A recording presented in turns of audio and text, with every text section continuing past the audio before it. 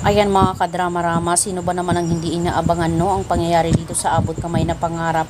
Dahil alam naman po natin, pagdating talaga ng panahon talaga is malalaman talaga nila Giselle yung katotohanan na hindi talaga magkadugo itong si Zoe at saka si Doc RJ. Lalong-lalo na ngayon na may tauhan si Giselle, talagang gagawin niya talaga ang lahat, malaman lang talaga ang katotohanan about talaga sa pagkatao ni Zoe. Dahil feeling talaga ni Giselle, iba talaga itong si Zoe, no?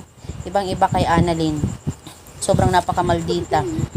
Alam naman po natin na may pinagmanahan talaga si Zoe, yung kanyang nanay na si Moira. So, mga kadrama, itong si Giselle is gagawa talaga siya ng paraan, talagang ipapa-DNA test niya si Zoe, possible kumuha siya ng buhok, hindi kaya yung laway niya sa isang baso, ganyan, para makuhaan nga po itong si Zoe ng DNA test result. Dahil kailangan po nilang malaman kung totoo nga pong anak ito ni RG o hindi. Dahil sa itsura pa lang ni Zoe, talagang malayo na dito kay RJ. Tapos yung attitude niya is malayo talaga.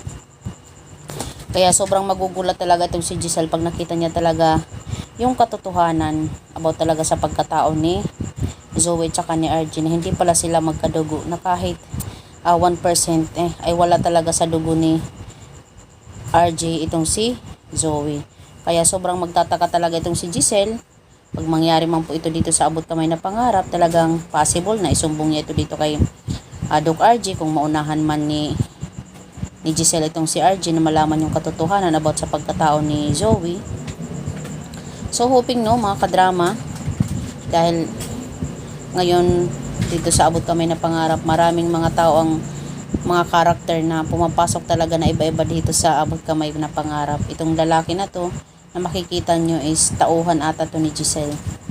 Talagang sila yung gagawa ng paraan, malaman lang nila yung katotohanan about talaga sa pagkatao ni Zoe. Talagang hindi lang si Giselle yung mawiwindang, hindi lang si RJ, hindi lang si Don Pepe, hindi lang si Annalyn, at hindi lang si Lynette, kundi lahat ng ospital, mga staff, members, nurse, doctors, diba? Sobrang guguho talaga ang mundo ni Doc RJ pag nalaman talaga ang lahat-lahat dito. So yun lang po mga kadrama. Maraming salamat sa palagi niyong panonood ng aking video.